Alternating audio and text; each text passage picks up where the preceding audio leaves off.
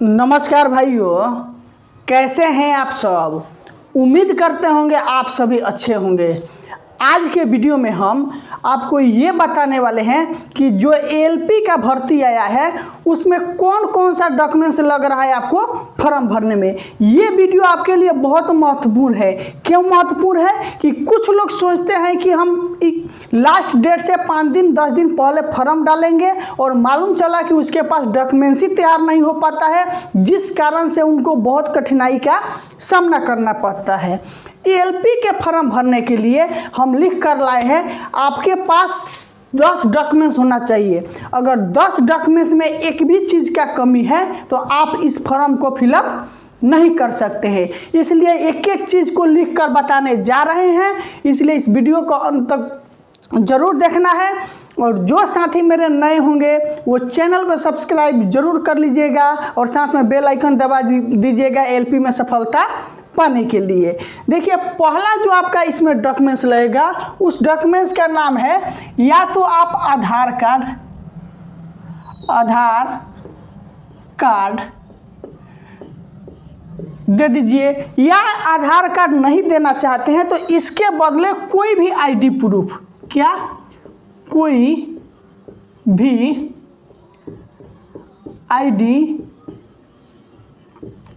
Proof दे सकते हैं। ठीक, पहला या तो आधार कार्ड या आधार कार्ड नहीं है तो इसके बदले आप कोई भी आईडी प्रूफ दे सकते हैं। और एक चीज़ और ध्यान रखिएगा, एलपी टेक्नीशियन के लिए अगर आप क्या कीजिएगा, आपके सामने जो स्क्रीन पर प्रीवियस ईयर सोल्ड पेपर किरण पब्लिकेशन का CBT 1 और CBT 2 का दिखाई दे रहा है, आप इस बुक को ले लीजिएगा। इसमें 56 सेट दिया हुआ है। साथ में रेलवे ऑल एग्जाम, मैथ और रीजनिंग, ये दोनों बुक जो आपके सामने स्क्रीन पर दिखाई दे रहा है सोल्ड पेपर है। पिछला एग्जाम जितना हुआ है सभी का सोल्ड पेपर है, आप इस दोनों बुक को भी ले लीजिएगा। 2 नंबर में आपके पास क्या आईडी होना चाहिए, एक आपके पास ईमेल आईडी होना चाहिए। ईमेल आईडी होना चाहिए, क्योंकि इसी पर OTP आपका जाएगा या RRB के तरफ से कोई भी नोटिफिकेशन भेजना हो तो उस पर भेजा जाएगा। इसलिए ऐसा ईमेल आईडी दीजिएगा जो आपके पास रहे, जिसका पासवर्ड आपको पता होना चाहिए। ठीक, तीसरा आप कौन डॉक्यूमेंट्स लगेगा, तीसरे नंबर पे आप ऐसा मोबाइल नंबर दीजिएगा जो मोबाइल नंबर हमेशा चालू रहे। ये नहीं कि किसी का मोबाइल नंबर दे दिए, मालूम चला अगर एग्जाम में कोई 1 साल 2 साल डिले हो जाता है तो आपका मोबाइल नंबर ही गायब हो जाए। तो 3 नंबर में आपके पास जो आईडी होना चाहिए वो आपका मोबाइल नंबर। ठीक, मोबाइल नंबर दे दीजिएगा। 4 नंबर में आपके पास क्या होना चाहिए, ये सबसे महत्वपूर्ण है, जो है आपका कास्ट सर्टिफिकेट। ठीक, अगर आप SC हैं तो भी, ST हैं तो भी, OBC हैं तो भी, EWS हैं तो भी।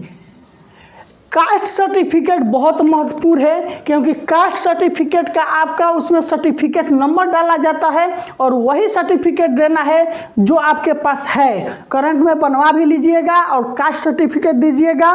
भारत सरकार का इसमें OBC लगता है। और कास्ट सर्टिफिकेट को बहुत अच्छे से रखिएगा। जब आपका सिलेक्शन हो जाएगा उस टाइम DV में यानी डॉक्यूमेंट्स वेरिफिकेशन में इसकी आवश्यकता पड़ती है। किसका, कास्ट सर्टिफिकेट का।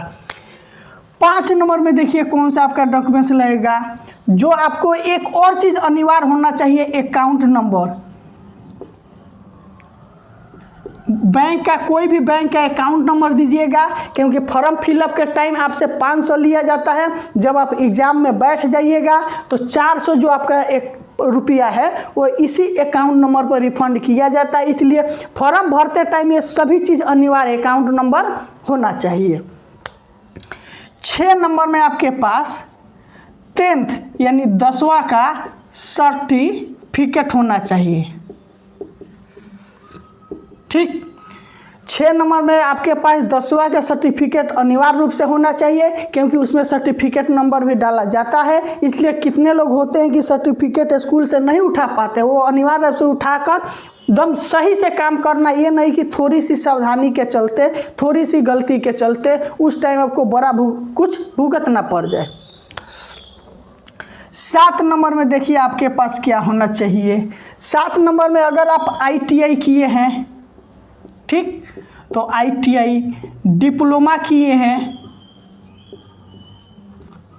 तो डिप्लोमा, अगर बीटेक या किसी भी टेक्निकल डिग्री लिए हैं तो डिग्री का सर्टिफिकेट चाहिए।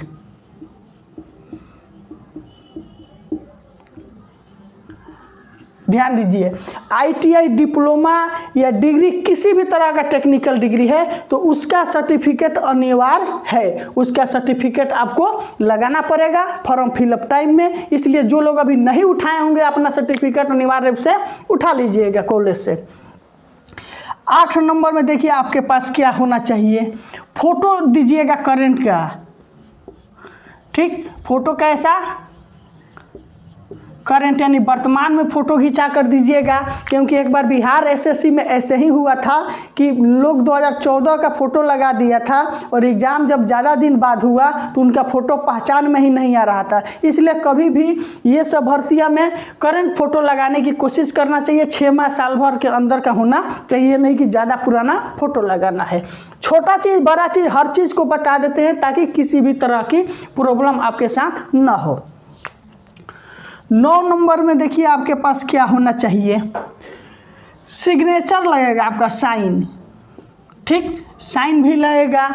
10वां लास्ट ऑप्शन है, आपको RRB का अच्छा से चॉइस करना है, ठीक, RRB का चॉइस अच्छे से करना है, अपने से सोच समझ कर करना है। सबसे बड़ी सावधानी यही रहती है, RRB का जो चॉइस करता है बच्चा इसमें बहुत ज़्यादा गलती कर देता है। उसको समझ में नहीं आ पाता है कि कौन सा RRB में हमें जाना चाहिए नहीं जाना चाहिए, जिसका भुगतान आपको बाद में करना पड़ जाता है। ये 10 ठो डॉक्यूमेंट्स अनिवार्य रूप से तैयार कर लीजिएगा, तब किसी भी तरह के काम में आप रहिएगा। नहीं तो मालूम चला इसमें से किसी भी प्रकार की कमी हो गई तो आपके फॉर्म फिलअप में प्रॉब्लम होगा। सबसे अनिवार्य चीज़ यहाँ पर कास्ट सर्टिफिकेट, 10th सर्टिफिकेट और ITI यानी टेक्निकल डिग्री, ये 3 सर्टिफिकेट अनिवार्य रूप से है। इसलिए आप सभी इस चीज़ को ध्यान में रखकर ही फॉर्म को फिलअप कीजिएगा।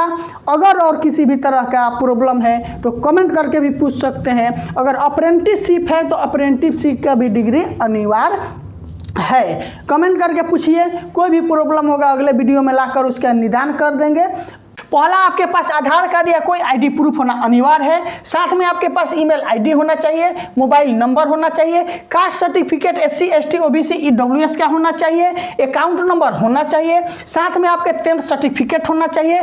ITI डिप्लोमा डिग्री सर्टिफिकेट कोई है तो आप लगा सकते हैं। साथ में आपको फोटो लगाना अनिवार्य है, साइन अनिवार्य है, RRB का चॉइस अनिवार्य है। ये 10 चीज़ आपको LP का फॉर्म भरने के लिए अनिवार्य है। जो साथी मेरे नए होंगे वो चैनल को सब्सक्राइब